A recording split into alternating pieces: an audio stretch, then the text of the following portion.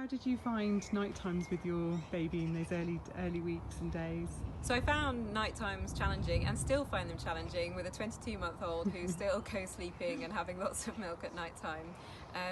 But actually it was a really special time for bonding, and in lots of ways I found actually that although my sleep was more disruptive, I slept better when I was safely co-sleeping with my little one, and my quality of sleep was more restful.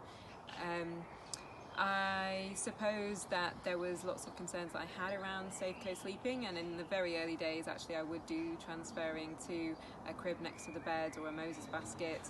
The other thing that I did, which was really helpful, was a family member would take one of the nighttime feeds and I would express milk during the night, which I was happy to do anyway in order to up my milk supply, and they would feed the baby that feed from a bottle during the night time, and that just meant that I had a few hours sleep in the middle of the night, and so wasn't cluster feeding constantly.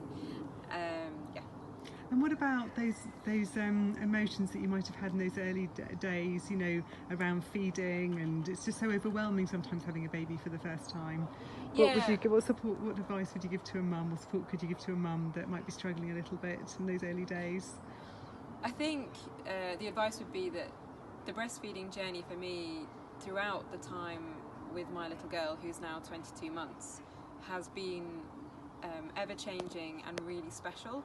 And at the beginning it was really hard. I had a caesarean, I lost a litre of blood. That meant I wasn't producing enough milk initially, and my baby lost slightly too much weight, which was concerning and really scary. But the support I had from midwives at that stage was exceptional, and they did a lot of work with me to increase my milk supply, and taught me through how I could do that through expressing milk and then feeding between expressions.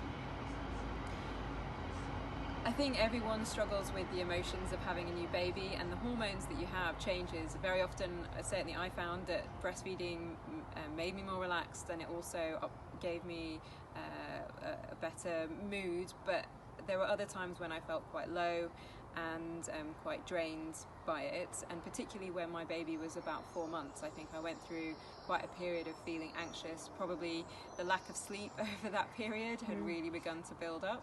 But just as I went through that stage, before I knew it, actually we're at the point where she was doing new things, beginning to roll over, smiling more, giggling, and those things are a joy again. So I think I would just say it is hard at times, and that's totally normal, and it's hard for different mothers for different reasons. For me, as someone who had a disability, it was harder because I had to have more help than I would have liked to have had from other friends and family members. But there were parts of the journey that were really special and enjoyable as well, and you will get to those points again. So you kind of just, I think, prepare yourself that there'll be peaks and troughs of your emotions and what you're going through, and that your relationship with your baby will continue to change. But that's all normal, and that's all something that you should expect. And be honest and be open with friends and family about what you're going through and why you're feeling the way that you're feeling. And just key things for me were making sure I was drinking enough, eating enough, getting enough vitamin D. That certainly helped my mood during the period, and just taking a bit of time to reflect and do nice things for yourself, and remember that you're a person, as well as being a new parent and a new mother.